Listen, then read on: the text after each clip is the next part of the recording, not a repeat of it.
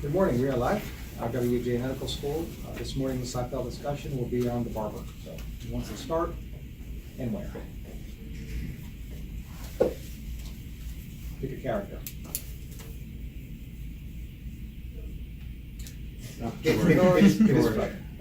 It's good. We had like 5 seconds of silence and then everybody at once said George. Was that actually planned? George Costanza, what's going on here? He had an interview for a job. And then he starts the job. And then he starts the job without a official acceptance. Because he makes the assumption that he understands, so he has to, I guess, decide if he's going to start the job, if he understood if he had accepted the job, or if he didn't. Mm-hmm. So he starts the job and he goes in the first day and takes the smaller office versus the bigger office. And just sits there and combs through a file and does nothing, and then leaves at 5. So let's take his behavior in a stepwise approach. Number one is the way he comes about believing, in a way, he got the job. What are your thoughts about this? So the guy says to him, I feel like you were very quick. And George, who is like throughout the entire show described as a slow-witted, stocky bald man, it's like the opposite of quick. So his responses are also very like sort of canned. They're like, I enjoy understanding things. So he never actually like truly shows any actual insight until the guy gets cut off by saying, well, you know, we'd love to have you, of course, and then stops. And of course, they then go sit in the coffee shop and try to figure out what the rest of the sentence is. Options being, of course, you know, the position is currently filled, or you know, our board is under investigation, or I think there's some joke about, you know, sodomy is a regular component of like the job experience or something like that. And George is like, well, I need the job, so he just says like, I'm gonna go in, knowing that if he has to ask, he'll never get the job. At least that's his rationale. That's Right, his base. right. Yeah, that's his base. And even though Jerry tells him that's not a logical thing to do. So here Jerry is acting as the externalized superego, Yes. his conscience, excuse me. And George might actually be revealing a struggle between his id and even his ego, to the extent that his ego has to become manifest in discussing things with Jerry, i.e. mediating the id, impulse, and the superego, maintaining the reality principle. So, which defense mechanism do you think George most likely employed when he goes through his logic?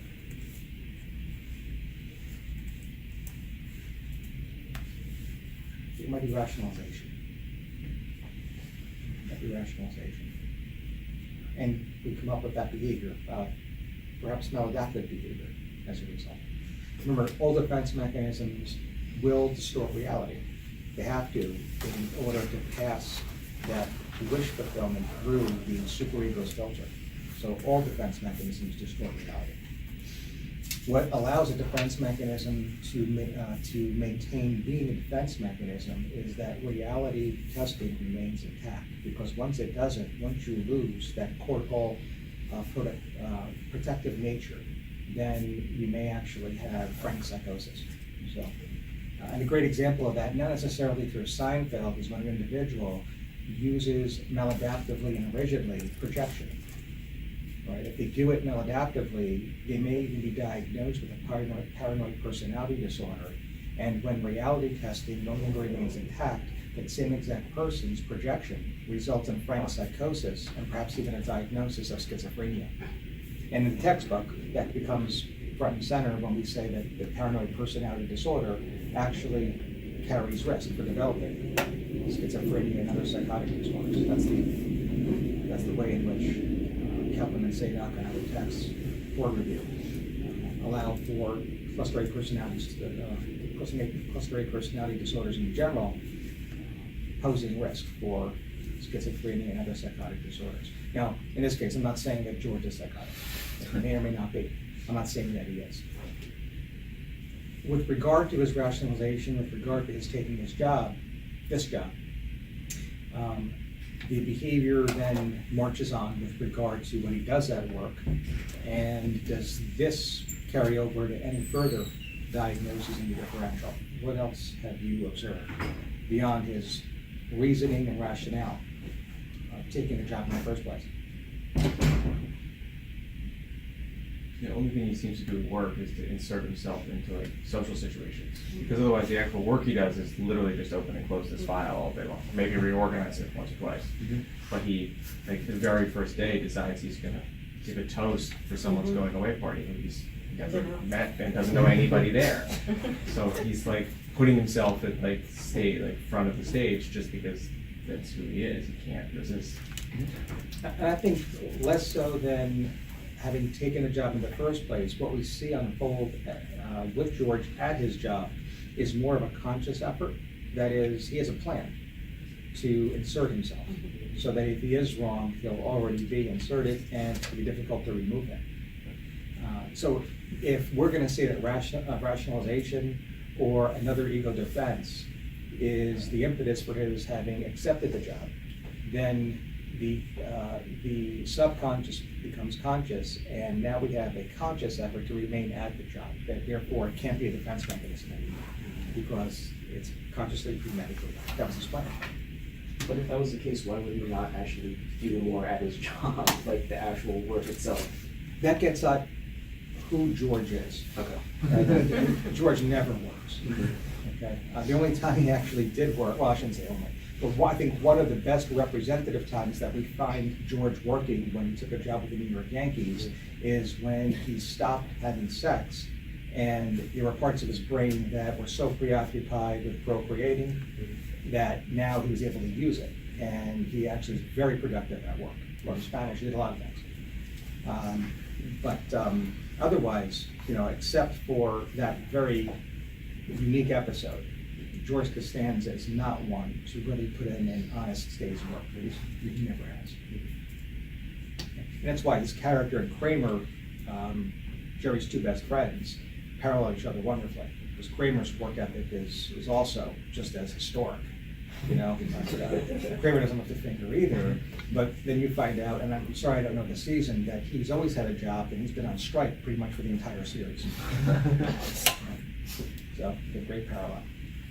I don't want to get to Kramer yet, though. Anything about George? Well, but then when he actually meets Mr. Penske, who owns the file, and then he says, you're the type of person, or you're the type of person Penske would like to have, and then got interrupted because his car was getting towed. He wanted to take that job if he had finished that sentence. He was quick to say, okay, I'm ready to leave here and then go to this next job. Mm-hmm. If he wanted to be at this job that bad, why is he so quick to? Question? I'm going to answer. I mean, I almost feel like it's whatever he's getting complimented on. Like for the first, right, so you had the entire, during the interview, the boss was like, oh, well, you're so quick at understanding. So he's like, I need to have this job. And now you have this other guy come in who's like, oh, I would definitely take you. So he's just like, great, someone's complimenting me, kind of boosting my ego. I don't know if the ego is the correct word to use in this case, but so I think that's what it was more than anything. Question. If one of these bosses were a female, would he have been so quick, and why not? So I'm getting where the answer. No, Sounds like it's a because no. he's always preoccupied with sex, so like his brain would have just been unable to function. That is absolutely true. That is one reason why George, I don't know if he would have been more compelled or less compelled to take the job, probably more compelled to follow through because of that. And that's revealed, I think, in a future episode when he actually gives it up and we see George actually change character.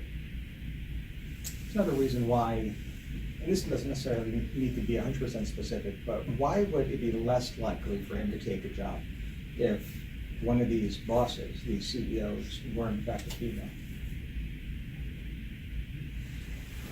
When you had said that he is so quick to respond to who's complimenting him. Where's that stuff from? Maybe childhood. Want to remove the baby? Yeah. How frequently have, not in this episode unfortunately, but how frequently have we seen George interact with Mr. Costanza? Is that father-son interaction nurturing? Was it ever nurturing? Airing of grievances. Right. That's exactly right. And when we do see the Festivus episode and Frank Costanza has the airing of grievances, or he's up for the airing of grievances, who does he first direct his grievance towards? I mean, it says, looks right across the table at George and says, I've had it with you people. Don't worry, paraphrasing, I got a lot to say about you people. This is not a nurturing father. This is not a son who has ever been told, whether it was at 2 years of age per Freud in toilet training, good job, great job, so happy for you, proud of you, and even after toilet training, no matter what George did, that finger painting he brought home, anything that came in after that was never appreciated by his family or by his father. So this might be somebody, you say, coming in, complimenting him, you know what I like most about you, George? Those words he's been waiting to hear for decades, and boom, he's quit, he's moved on. That's exactly what's going on here. This is nothing more than just chasing his white whale. This is something that he'll continue to strive for, but unfortunately probably never fully achieve unless, what? What's the one thing that we can say might happen here that George may achieve what he's always been looking for? Because even if he goes to work for Penske, the next person, especially if it's a man, that comes along and says, you know what? I think George would cut him off in mid-sentence and say, I'm there. Even with the Yankees, I mean, even though supposedly it was a pay raise, but even when he worked for the Yankees, he tried to get fired from the Yankees so he could take a job, think about this, with the Mets, right? So, not someone to stick around in terms of real fulfillment, in terms of the Ericksonian generativity, looking at somebody, looking at yourself in the mirror and thinking, is this it? Am I where I thought I would be at this point in my life? Far from that. He is searching for his proverbial white whale. He is searching for that reassurance. Is it more of like a maternal versus paternal type of thing? Like, do you think because of the relationship he has with dad, so any male figure head that's there? You have to ask Larry David in terms of the bio, the character Right. bio, but it's certainly, listen, Mrs. Costanza's no nurturing mom either. So, and clearly George's relationship with the opposite sex bears that out. Right. In this, I'm just trying to remain gender role specific with regard to that proverbial, 1990s male authority figure. Right. In this case, the boss, and seeing this repeat within the same episode. Mm-hmm. Now, the only way this would change, the only way he's working for Penske, and when the next person comes along and says, by the way, I really like your ethic, I think I can, the only thing that would stop George from jumping up and saying, I quit, and I'm coming over to your place, coming over to your business, is if he's in psychotherapy. Okay, he's in therapy, and in psychotherapy, they work through those issues that happen in childhood. He will avoid finding the need to fulfill those through the current relationships with male authority figures. So that's the way George gets help. And he's in therapy in other episodes, but it doesn't really quite work out. All right, anybody else here worthy of discussion? Psychiatric analysis. What's going on, Jerry? So he's been with the same barber for a long time, and even though he gets the worst haircuts from him, he's like, no, I can't cut him off. And his friends try and get him another barber. They try to hide that he's getting a haircut, and that just sours. So, but he keeps going back to the same barber, even though he knows that he's not going to get a good haircut. Why do you do that? He says that it'd be weird. Like, he says it'd be weird if he cut him off because he's been good to him. Loyal. He's a loyal barber, rather. Thoughts? Sounds like an abusive relationship. Yeah. Yeah. Yeah. his barber's like right around the corner, so he's like, if I went to another barber and I didn't go, then I have to move because he's right here, and like he's like, too close, he would notice. So the only thing to do is to like go to the other barber in the same shop, which is, he's again still gonna notice if that were to be the case also. So his efforts are not really that strong until he gets this haircut that is just awful. Where he then has to go to like more and more extremes to try and fix the situation. So what is this really about? Castration. So, I mean, there's a lot of ways we can. So, obviously, this is not about a haircut, right? I mean, again, like Sigmund Freud would say, this is not about a haircut. And we could take this with regard to whatever layer we want to focus on. Number one is what we're actually seeing, and then, of course, the deeper meaning, which is the very opera that's playing, and what the theme of the opera is, which, by the way, parallels exactly what Jerry's going through. Okay, so this is about fidelity. Okay, this is about relationships, and adult relationships are always replays of our primal relationships with our parents. And because of the very theme of what's going on, whether it's with Jerry and his barber, or whether it's with one of the characters in The Barber of Seville, Figaro, etc., in the actual opera, this is adapting. We get a wonderful parallel with regard to the primary relationships, and takes you right back to Sigmund Freud. All right. Now, I think in this case we're looking at Freud, like you said, stage number 3, which is going to be the phallic stage, which is where the Oedipal complex comes in. Because of the castration anxiety, and because of the scissors, and because of the head being the displaced genitals, that's part of Oedipus Rex, right? And Oedipus finds out that he in fact slept with Jocasta. What does he do? He blinds himself, right? Everybody in the literature, outside of psychiatry, even in lit, believes that's a displaced castration. It's exactly what we see here. It's not about a haircut. It's just scissors to the hair means exactly what you said. It's castration and the anxiety that comes with that third stage of Freudian psychosexual development. Well, if you were discussing it in terms of relationships, this seems like the long-term relationship in Jerry's life, because if you look at the further context of Seinfeld, his relationship with like girlfriends are very short or very brief, and he gets them over fairly quickly. So it's a very interesting contrast between his relationship with his barber versus his actual personal relationships with girlfriends at that point. Yep.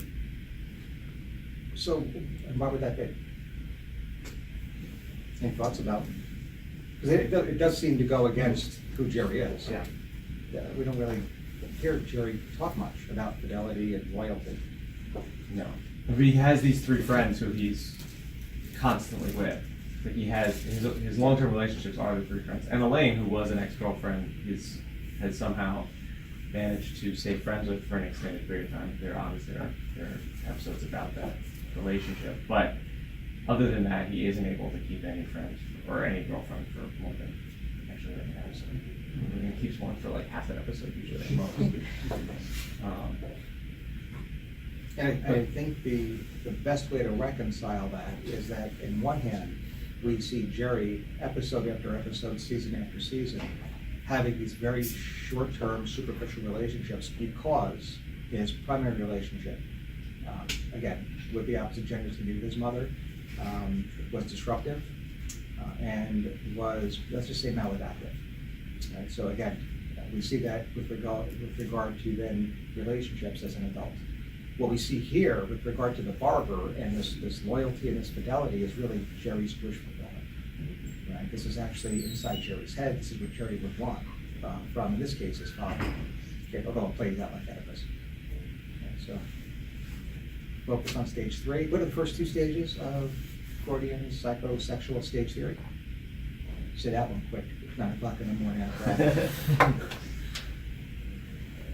Anal and oral. Good. Oral stage first, right? 0 to 1 year, 1 years old, and then at 2 it's the anal, right? And then what comes after the phallic stage? Latency, and that brings you up to adolescence, which is the genital stage. Those 4 stages parallel nicely with Erickson's 8 stages of personality development through the life cycle. So he differed from Freud in 2 major ways, and that is, number 1, he was more focused on psychosocial, not psychosexual, God bless you. And number 2, his theory was development through the life cycle, where Freud believed that our personality development stopped in adolescence.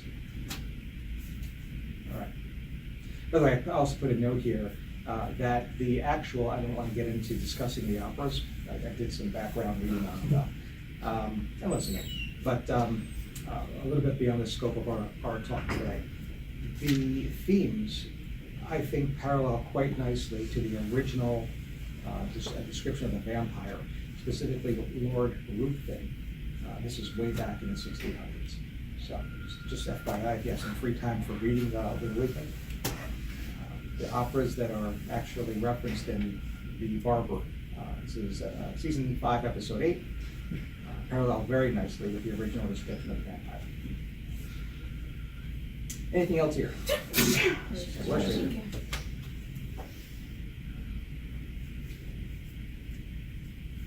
Only other loose association I have is Edward Scissorhands. Anybody here see the movie? Yeah.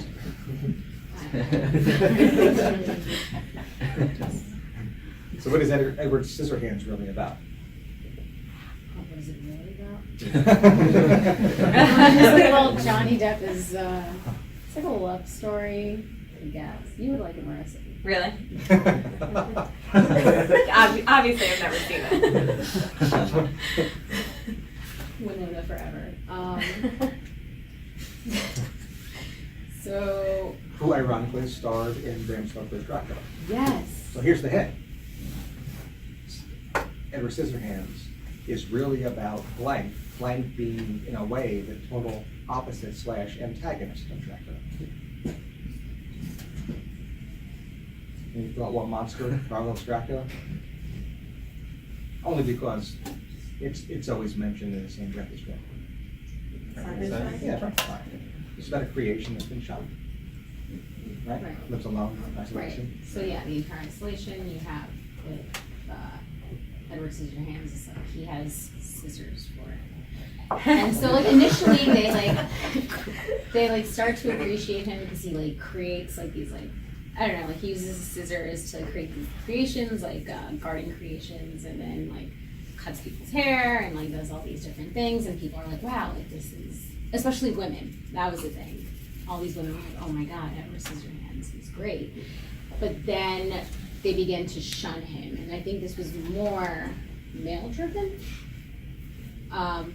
Because I think it came out of a place of jealousy, and like they're like, he's a creature. He kind of similar now that I'm thinking about it to Frankenstein, where you have that initial where they have like a population begin to shun Frankenstein. So you have the same thing occurring in Edward Scissorhands.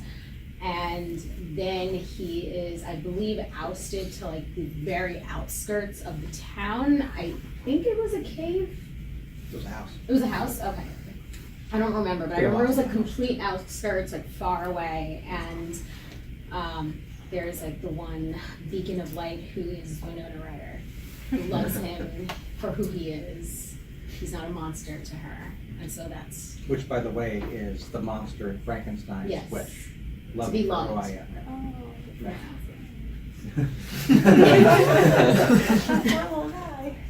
am. So that's what happens. I'm telling you, you need to watch it. How is Edward Scissorhands, the actual scene, don't give away necessarily the thematic ending. What's the final scene in Edward Scissorhands? It's so long since I just remember like, are they looking at the town from, or is that the final shot where they're looking? And what's it doing in the town? For the first time in a long time. Yeah, it's not, right? And what's the final scene of Frankenstein? I dare ask this because I get a lot of medical students with blank stares at me when I But go down the Frankenstein road. in the book, isn't it like, Where's the final scene take place? it's on a ship? No. Where? Like in the It's in a ship Arctic? in the Arctic. Yes, Yeah. yes, North Pole. yes. Right, so the parallel there, so. And that's where the monster actually brings Victor, so he can be back. guess I don't have to watch it now. No, that's Frankenstein. I know. You would watch Frankenstein, you read it, right? Well, I guess I'm not gonna read it.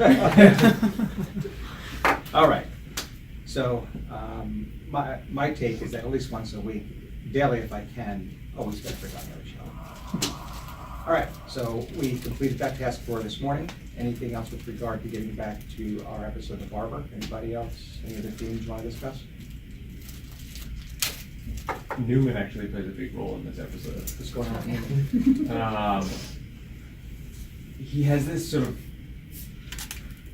it's like we find he actually has this other desire other than to be sort of lazy. He actually always wanted to be a barber, and he like wants to sort of come in and start kind of like pretend to be a barber. He puts on the jacket, like almost is going to start pretending to cut people's hair, and then he ends up telling on Jerry because he's just always his arch nemesis throughout the show. I don't know if it's like sort of Jerry. It's almost like Jerry's projection of like him telling on himself because they're always like butting heads with each other. So I think again, at a very straightforward level, to the extent that we see Newman almost happy in terms of motivation in becoming a barber, just kind of reinforces how unhappy he really is at his current job. And that's a theme that's been pretty pervasive. So this is someone who, again, when he looks in the mirror at his middle-aged life and asks, is this it? The answer he gets back is not the one that he thought he would have had when he was aspiring at 15, 16 years of age in terms of, what I want to be when I grow up. And so he's very unhappy, and we see him kind of play out almost in a fantasy role. What could have been? Unfortunately, we know that's a massive fail because at the ending, of all people, and it's even after the credits, I mean, his head's busted. Right? So I think that's just a metaphor for his kind of reverting back.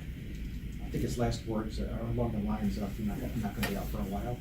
Yeah. So again, it's more about his life and vocation and his aspirations than anything else.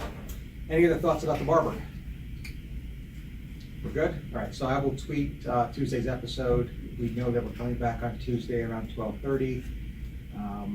I might be changing the day of our Periscope session as the Friday. That's to be announced, but either way, for now, let's say it's Tuesday. And I think if I read the outside correctly, it's going to be Paranormal Activity. No, it's not. It's going to be Insidious and Donnie Darko, right? Yeah, that's what I'm saving Paranormal for a week. We have a week before we get into the Jason Blum block.